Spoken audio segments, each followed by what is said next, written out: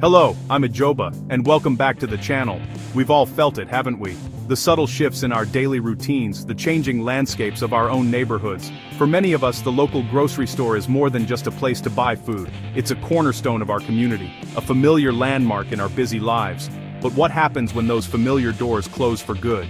In 2025, several major grocery chains are closing stores across the United States, sending ripples through the economy and our everyday existence. It's a story that's unfolding right now, in towns big and small, and it affects all of us. The impact of these closures goes far beyond just having to find a new place to shop. For many, it means longer drives, fewer choices, and in some cases, the creation of food deserts where access to fresh, healthy food becomes a genuine struggle. It affects the jobs of thousands of dedicated employees, the livelihoods of local suppliers, and the very fabric of the communities these stores have served for decades.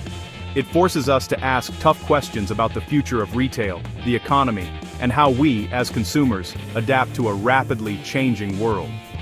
What would you do if your go-to grocery store suddenly vanished? Today we're going to delve deep into this unfolding story. We're not just going to look at the headlines, we're going to explore the reasons behind these decisions and the human element at the heart of it all. We'll examine the forces at play, from corporate mergers to shifting shopping habits, and what it all means for you. So, let's take a closer look at the 10 big grocery chains closing locations this year, and try to understand the bigger picture together.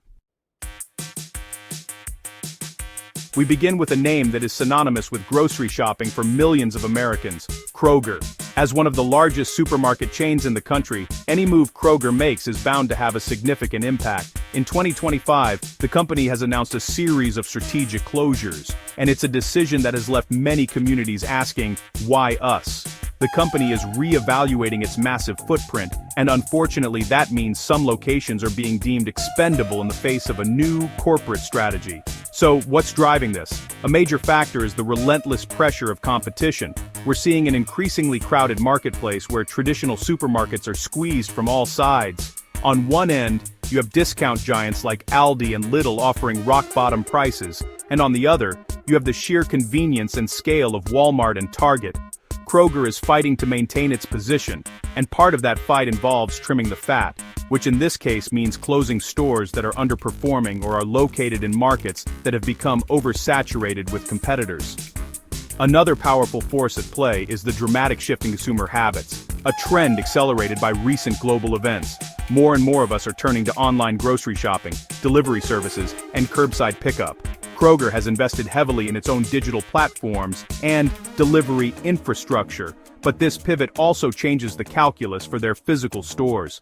A location that was once a bustling hub might now see less foot traffic as customers opt for digital convenience. Next, we turn our attention to the largest retailer in the world, Walmart. When a company of this magnitude decides to close even a handful of its stores, the ripple effect can be felt for miles. In 2025, Walmart is continuing a trend of targeted closures, shutting down select supercenters and neighborhood markets in various regions across the United States. While the number of closures might seem small relative to their total store count of nearly 5,000, for the specific communities impacted, the loss is monumental. These aren't just stores. For many small towns, they are the primary employer and the main source of affordable goods. The reasons behind Walmart's closures are multifaceted. The company consistently evaluates the performance of every single location, looking at factors like profitability, sales growth, and local market dynamics. A store that might have been a strong performer a decade ago could now be struggling due to demographic shifts, the opening of a new competitor down the road, or changing traffic patterns. In some urban areas, issues like rising operational costs and persistent theft have also been cited as contributing factors, leading the corporate office to make the tough call to cut their losses and exit the location. The impact on local communities, particularly in more rural or underserved areas, cannot be overstated. When a Walmart supercenter closes, it's not just the grocery section that disappears. The pharmacy, the auto center, the vision center, and the affordable clothing and household goods all vanish with it.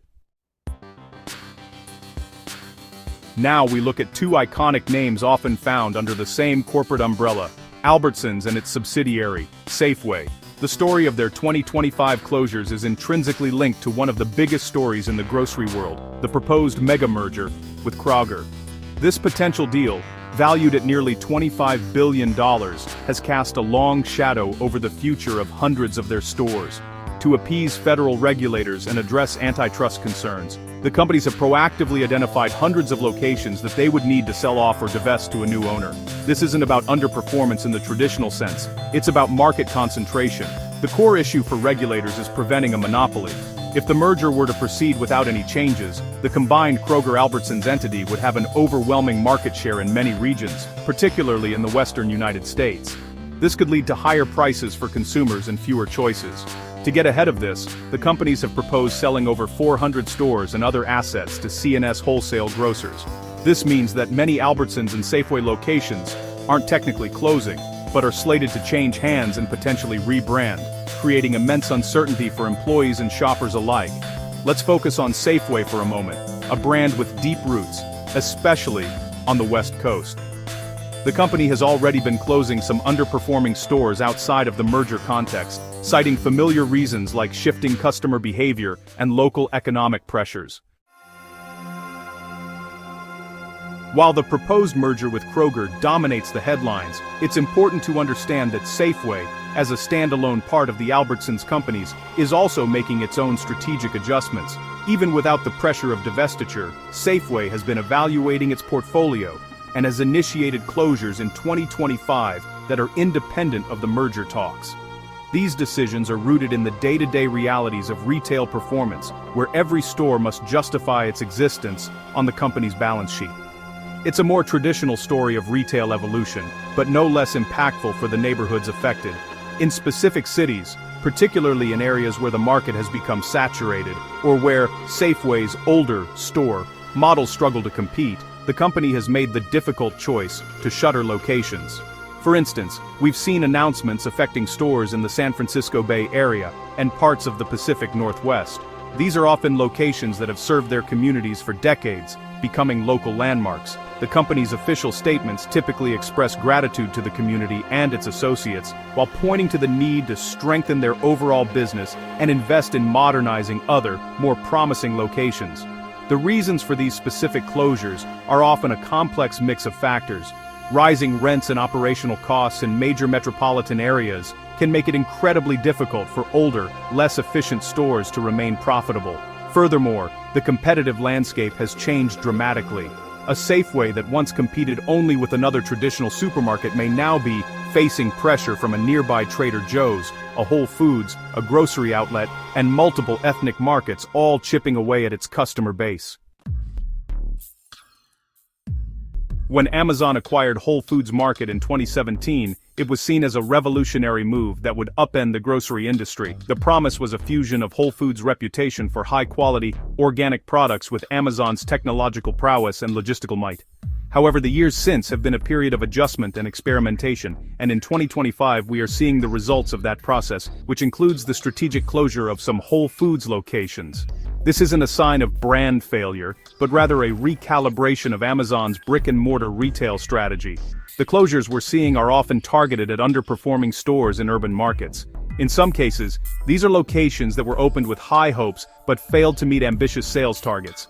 Amazon, a company famously driven by data, is ruthless in its analysis of performance. If a store isn't delivering the required return on investment, or if its location is deemed redundant due to proximity to another, better-performing Whole Foods or the efficiency of Amazon Fresh delivery in that area, it becomes a candidate for closure. It's a data-driven approach that can seem cold and calculating. Parent company Amazon's strategy appears to be twofold. First, they are integrating their technology more deeply into the Whole Foods experience, with things like just walk-out cashierless technology and enhanced benefits for Prime members. This requires significant capital investment, and they are choosing to focus that investment on their most successful stores. Now we move to a regional powerhouse, Giant Eagle. For people in Pennsylvania, Ohio, West Virginia, Indiana, and Maryland, Giant Eagle is more than a grocery store. It's a deeply ingrained part of the local culture. However, this beloved regional chain is not immune to the powerful economic forces reshaping the industry. In 2025, Giant Eagle is facing significant regional challenges that have led to the closure of several supermarkets and get-go gas stations. This is a story about the unique pressures faced by a regional player in a market increasingly dominated by national giants. One of the primary challenges for Giant Eagle is the intense competition within its home turf. The Rust Belt and surrounding areas have become a battleground for grocery retailers. Discount chains like Aldi have expanded aggressively, putting immense pressure on Giant Eagle's pricing. At the same time, Walmart supercenters and Meijer stores offer a one-stop shop experience that draws customers away. Giant Eagle, which has historically positioned itself as a full-service, higher-quality option, finds itself caught in the middle, struggling to compete on price with the discounters and on scale with the hypermarkets. Economic pressures specific to the region also play a significant role. Many of the communities Giant Eagle serves have faced economic headwinds for years, including population decline and the loss of industrial jobs. Our journey now takes us to the American South, home to another storied grocery brand, Winn-Dixie. With a history stretching back nearly a century, Winn-Dixie is a name that evokes a sense of Southern tradition and familiarity. However, its recent history has been marked by financial struggles, bankruptcies, and a steady stream of store closures. The announcements in 2025 are, for many observers, a continuation of this long-term trend, as the chain fights for survival in a fiercely competitive market. It's a story of a legacy brand trying to find its footing in the 21st century. Winn-Dixie's parent company, Southeastern Grocers, has been navigating a difficult path for years. The company has gone through multiple restructuring efforts, including Chapter 11 bankruptcy, in an attempt to shed debt and streamline its operations. A key part of this strategy has been the continuous evaluation and closure of underperforming stores. The locations being shuttered in 2025 are the latest casualties in this ongoing effort to create a smaller, but hopefully more stable and profitable company. Each closure is a painful but, in the eyes of the company, necessary step towards financial health. The competitive landscape in the Southeast is particularly brutal. Winn-Dixie faces intense pressure from all sides. Sprouts Farmers Market carved out a unique niche for itself in the grocery world, positioning itself as a healthy, natural, and organic food retailer that was more accessible and affordable than Whole Foods. The brand experienced rapid growth for years, opening new stores across the country. However, that aggressive expansion has given way to a more cautious and deliberate strategy.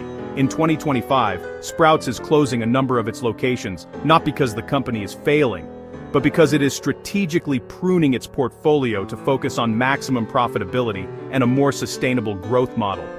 The shift in strategy came under new leadership, which took a hard look at the company's real estate portfolio. The analysis revealed that while many Sprouts stores were highly successful, some were underperforming. These were often stores that were larger than the company's new preferred format, located in less than ideal trade areas, or simply open too close to one another during the period of rapid expansion. The decision was made to close these underperforming locations to stop the financial drain they represented and to allow the company to refocus its resources. Sprouts' new vision is centered on smaller format stores, typically around 23,000 square feet, which are cheaper to build, less expensive to operate, and can be profitable with a smaller customer base. The company is also refining its distribution and supply chain to better serve these more efficient stores. The closures are a direct consequence of this pivot. The older, larger, or poorly located stores simply don't fit into the new, leaner business model. Our next story is about a fundamental transformation of a business model. Save-A-Lot has long been known as a hard discount grocery chain, offering low prices on basic necessities in a no-frills environment. It has been a vital resource in many low-income and rural communities. However, the company has been undergoing a massive overhaul, and the store closures we're seeing in 2025 are a direct result of this strategic pivot. Save-A-Lot is moving away from owning and operating its own stores and aggressively shifting to a wholesale-focused model. What does this mean?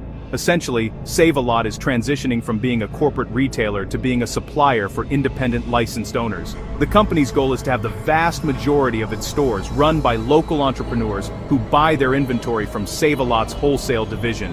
To achieve this, the company has been actively selling off its corporate-owned stores to these independent operators. While many of these locations continue to operate under the Save-A-Lot banner, the transition is not always seamless. The closures occur when a buyer can't be found for a particular corporate-owned store. If a location is underperforming, located in a declining market, or requires significant capital investment, it may not be an attractive prospect for an independent owner.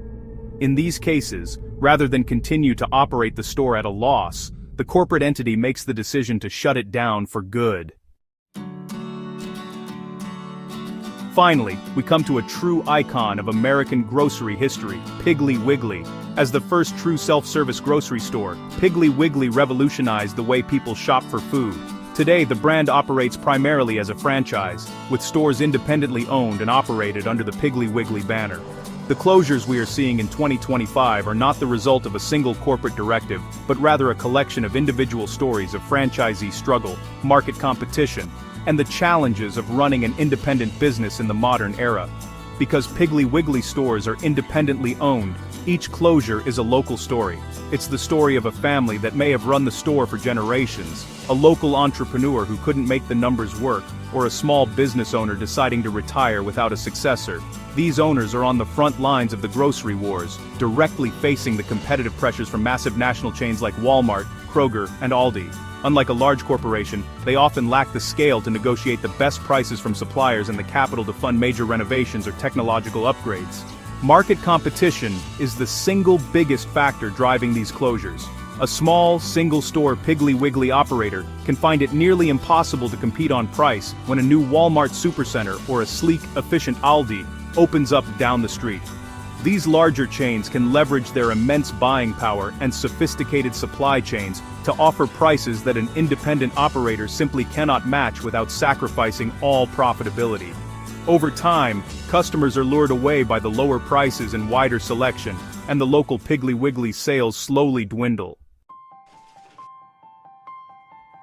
As we've seen today, the story of grocery store closures in 2025 is complex and multifaceted. From the strategic pivots of giants like Kroger and Walmart to the existential struggles of regional icons like Giant Eagle and Winn-Dixie, the entire industry is in a state of flux. These are not isolated incidents. They are symptoms of a larger transformation driven by technology, competition, and changing consumer behavior. For millions of Americans, these closures will reshape grocery shopping, altering daily routines and, in some cases, limiting access to essential goods. The landscape of our communities is changing, one closed supermarket at a time. This is a conversation that affects all of us, and it's far from over. What are you seeing in your own neighborhood? Has your local grocery store closed, or is a new one opening? How has it impacted you and your community? I truly want to hear your stories and your perspectives. Please share your experiences and thoughts in the comments below. Your voice is a crucial part of understanding the real-world impact of these corporate decisions. What would you do in this situation? How do we, as communities, adapt and move forward? Thank you for joining me today as we explored this important topic. It's by understanding these trends that we can better navigate the changes happening all around us. If you found this video informative and want to stay updated on stories that impact our everyday lives, please